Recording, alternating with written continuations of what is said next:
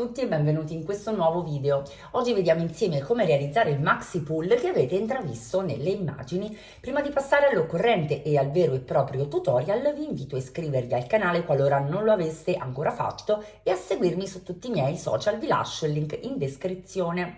Per realizzare questo progetto mi sono avvalsa del nuovissimo filato Gaga di casa Tessiland. Lavorerò questo filato con un uncinetto numero 7, serviranno forbici ago da lana marca punti e direi che possiamo assolutamente iniziare con il tutorial. Lavorerò questo progetto su campione e inizio con una catenella che sia di numero pari, quindi multiplo di 2, e che sia lunga tanto quanto la metà della mia circonferenza più ampia più qualche centimetro.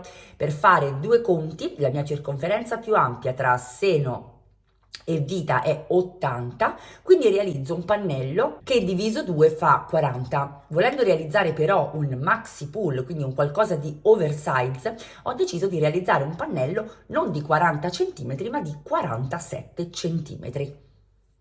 Realizzata la nostra catenella, andiamo ad aggiungere 4 catenelle e con il filo sull'uncinetto entriamo nella quinta con una maglia alta, realizziamo una catenella e in concomitanza saltiamo il punto successivo, filo sull'uncinetto, entriamo nel secondo punto utile con una maglia alta, catenella, in concomitanza saltiamo una catenella di base, quindi nel secondo punto utile continuiamo con la nostra maglia alta, catenella. Ripetiamo fino alla fine della riga. Concludiamo la nostra prima riga con una maglia alta nell'ultima catenella disponibile ed ecco cosa abbiamo ottenuto. A questo punto dobbiamo realizzare delle righe che siano strutturate nella stessa maniera fino a raggiungere l'altezza che noi vogliamo tra la fine del maglioncino e il sottomanica. Da qui possiamo realizzare 3 catenelle oppure, come faccio sempre io, volto il lavoro e realizzo una maglia bassa sull'altra prendendo la seconda costina dall'uncinetto in questo modo. Una volta realizzate le 3 catenelle o la maglia bassa sull'altra, aggiungiamo una catenella che ci funge da catenella di separazione. Filo sull'uncinetto, entriamo nella maglia alta sottostante con un'altra maglia alta. Andiamo semplicemente a replicare quello che abbiamo fatto nella riga sottostante, una catenella, filo sull'uncinetto, saltiamo la catenella di base che abbiamo realizzato nella riga sottostante, entriamo nella maglia alta successiva con una maglia alta e una catenella. Continuiamo fino alla fine della riga. Concludiamo la nostra riga con una catenella, il filo sull'uncinetto e una maglia alta nella terza catenella realizzata. Volendo usare i marker, io vi consiglio di marcare la terza catenella in modo da avere poi libera quella di separazione e regolarvi molto bene. Questo è il punto, un classico punto rete che andrà ripetuto fino al raggiungimento della misura che noi desideriamo. Nel mio caso, a grandezza naturale, ho realizzato un primo pannello 47 x 41. Raggiunta la nostra dimensione, quindi una volta stabilito quanto deve essere lungo dalla fine al sottomanica il nostro maxi pull, è giunto il momento di iniziare a lavorare le maniche. La tecnica che sto utilizzando è la tecnica T che abbiamo visto già qualche tutorial fa, ma questa volta la realizzeremo su un unico pannello, quindi faremo una T doppia a specchio con al centro il nostro spazio per fare lo scollo, per inserire la testa. Una volta arrivati appunto in questa situazione andiamo a misurare la distanza che intercorre tra le nostre due braccia, aprendole. Volendo io una manica molto lunga, mi sono orientata su una misura complessiva di 130 cm. Quindi, avendo 47 cm, nel mio caso, di lunghezza e un 130 complessivo, al 130 ho tolto i 47. Ho aggiunto 2 cm per agevolarmi il calcolo, dato che sto realizzando una maglia piuttosto morbida e confortevole. Ho quindi calcolato 45 centimetri. Ho quindi fatto un conto: 130, che è la misura complessiva, meno i 45, ottengo 85 centimetri. Questi 85 centimetri devo dividerli tra le due maniche e quindi mi viene un 42,5 con cui posso tranquillamente giocare proprio per il tipo di progetto che sto realizzando. 42,5, mi sono fermata a 42.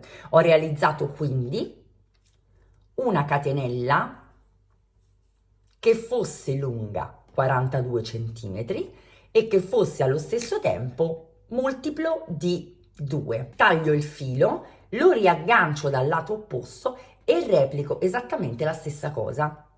Da questo punto ho praticamente allargato il mio pannello. Realizzo le 4 catenelle di inizio lavoro e col filo sull'uncinetto entro nella quinta, ripetendo esattamente il motivo come l'ho lavorato fino adesso: una maglia alta, una catenella, salto la maglia di base sottostante, una maglia alta e una catenella e continuo in questo modo riga su riga esattamente come ho fatto per il pannello anteriore della mia maglia. L'altezza alla quale mi dovrò fermare sarà corrispondente a quella del mio sprone. Nel mio caso, a grandezza naturale, il mio sprone misura 18 centimetri. Sono arrivata quasi all'altezza del mio sprone, perché devo andare a realizzare comunque la riga che mi consentirà di arrivare alla mia misura. Quindi mi raccomando, concentriamoci sempre sul numero di centimetri in questo caso. Se ho 18 centimetri, ne ho lavorati magari 15 o 16, so che nel prossimo giro dovrò andare a inserire lo scollo. In questo caso siamo in scala, quindi io so che nella prossima riga devo andare a inserire lo scollo e devo iniziare a regolarmi. Quanto lo voglio ampio questo scollo? Nel mio caso ho scelto uno scollo non troppo ampio e mi sono, senza andare a misurare con il centimetro, regolata semplicemente sulle mie maglie alte. Vedete, dal punto in cui finisce la parte corta, se così vogliamo chiamarla, e decido quindi, avendo 5 maglie libere, di saltare semplicemente le prime 2 e creare questo scollo centrale che prenda queste 3 maglie. Infatti le vado a marcare per rendervele più visibili. E da questo momento io so che questo spazio sarà il mio scollo e quindi non andrà lavorato come consuetudine. Vediamo come lavorarlo. Inizio la mia riga dello scollo come assolutamente consuetudine, portandomi all'altezza del marker. Sono arrivata al marker, filo sull'uncinetto, realizzo una maglia alta dove ho il marker ed un numero di catenelle che mi consente di arrivare al secondo marker, considerando ovviamente il numero pari e il numero di maglie alte. Facciamo un esempio. Mi trovo in questo punto, ho davanti una catenella, una maglia alta e una catenella. Questo vuol dire che io dovrò realizzare 3 catenelle. Il numero deve essere assolutamente compatibile.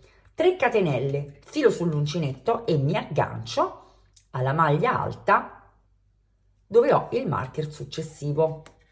Facendo così ho creato una sorta di profondità al mio scollo, quindi anche se la dimensione è ridotta, ho una profondità, lo scollo resterà più ampio di quello che io penso.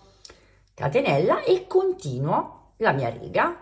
Mi trovo in questa situazione nella quale ho praticamente iniziato a lavorare la parte opposta. Quindi da questo momento in poi io devo realizzare uno specchio. Quello che io ho fatto finora lo vado a realizzare dal lato opposto.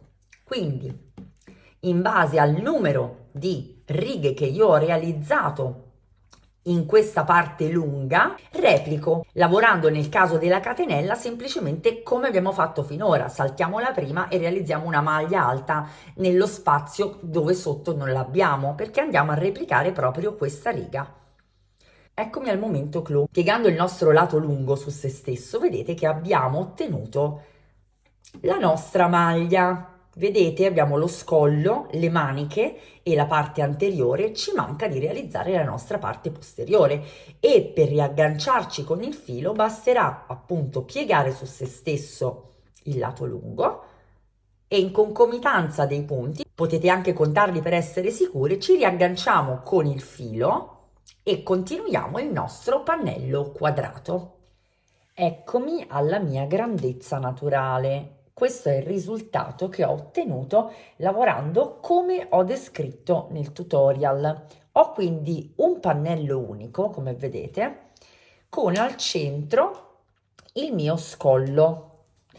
Il pannello è naturalmente speculare, quindi le due parti divise dallo scollo sono identiche. A questo punto devo iniziare a cucire, quindi vado a mettere sul rovescio il mio capo e partendo dalla manica mi inserisco e inizio la mia cucitura ancorandomi con una catenella e lavorando punto su punto con una maglia bassissima e una catenella. Punto successivo, maglia bassissima e catenella. Proseguo per tutta la lunghezza della manica e per l'altezza poi del mio capo.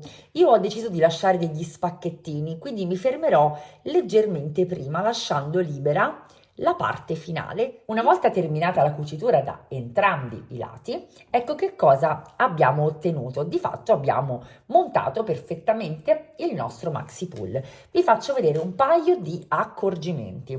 Vedete che io ho lasciato un margine da entrambi i lati senza terminare la cucitura proprio per avere degli spacchetti. Nel mio caso ho lasciato libere le ultime 7 righe.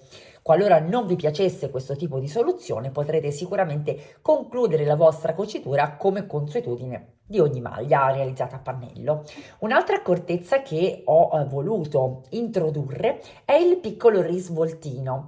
Inizialmente pensavo di restringere un po' alla manica e di creare un polsino, ma indossandola per vedere poi la calzata finale mi sono resa conto che le maniche erano un po' troppo lunghe rispetto alla misura che avevo preso. Questo molto probabilmente è dovuto dal tipo di punto che tende, come vedete, ad allungare di molto quella che poi è la misura effettiva che noi abbiamo preso. E quindi che cosa ho fatto? Ho semplicemente risvoltato in questo modo la manica ed ho fermato in un paio di punti semplicemente con un nodino del filato di lavorazione, quindi non si vede nulla, ma è perfettamente attaccato.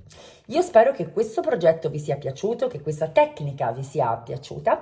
Vi invito come sempre a iscrivervi al canale qualora non lo aveste ancora fatto e a seguirmi su tutti i miei social, vi lascio il link in descrizione. Vi auguro una fantastica settimana e vi do appuntamento come sempre a lunedì prossimo per un nuovo tutorial.